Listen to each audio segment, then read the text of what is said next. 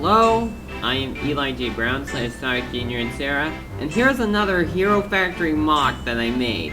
This is a racker. I'm saying a racker because this is not supposed to be one particular racker. It's actually one of many. Now, rackers are basically supposed to be these evil robots built by, I don't know, you could decide who the rackers work for. They carry these spiky stabs of some sort, and they just go around just hitting their foes with it. It is not fun to get hit with, by one of these.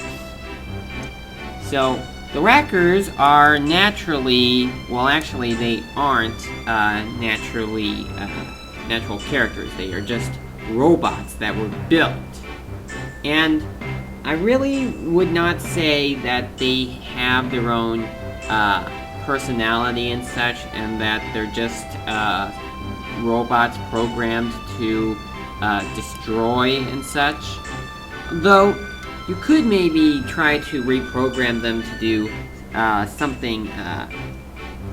something good rather than them doing what their so-called purpose of being built was, which would be destroying.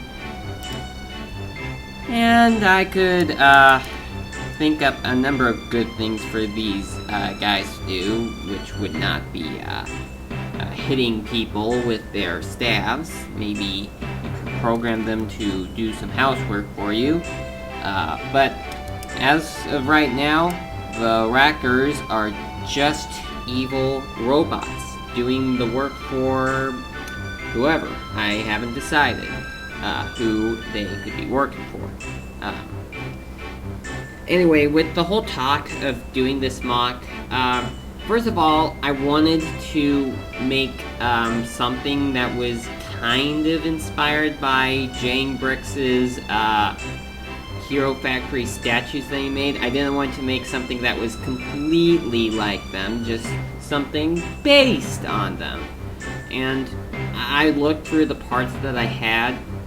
Well, first of all, I started off with Bulk's mask from the Brain Attack series, and well, going through the parts bin, I first started off wanting to make just a silver statue using that head, but I couldn't find all of the right matching pieces in the bin of spare parts that I had to accomplish that. Then, I got a different idea. I then decided to create something that was a bit kind of inspired by the Iron Knuckles from the Legend of Zelda series. And that's pretty much where the whole staff right here came in.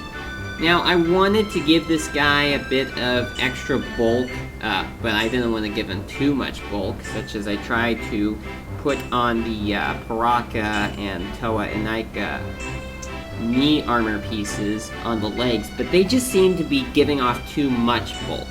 And I also wanted to attach the Toa Hordika chest armor onto a Hero Factory main body piece.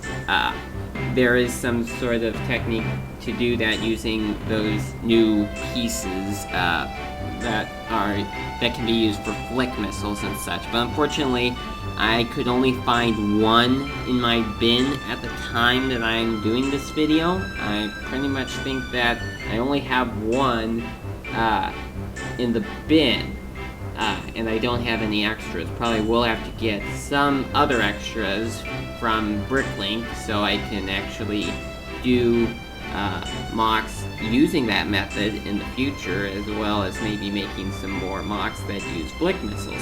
Might even, you know, I was going to say I could do some flick missiles up on these axle pieces right here, but then I realized that the bald parts around here would get in the way of that.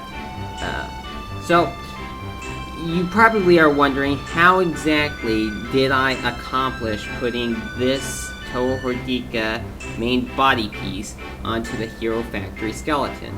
Well, I'm going to take the staff part just for a minute, and I'm going to take off the chest armor right here, and, well, alright, I'm going to stand them back over here, and what I did was take one of those lift arms that have one of the axle holes and one of the pinholes, and just took a 3 long size axle piece and a 3 long size friction piece and put them on. I used the 2 ones because I did want to cover up the lower part of the body, which is done by using a 4 long size Hero Factory body piece, and it gets in the way of the 3rd peg, so I had to use one that had 2.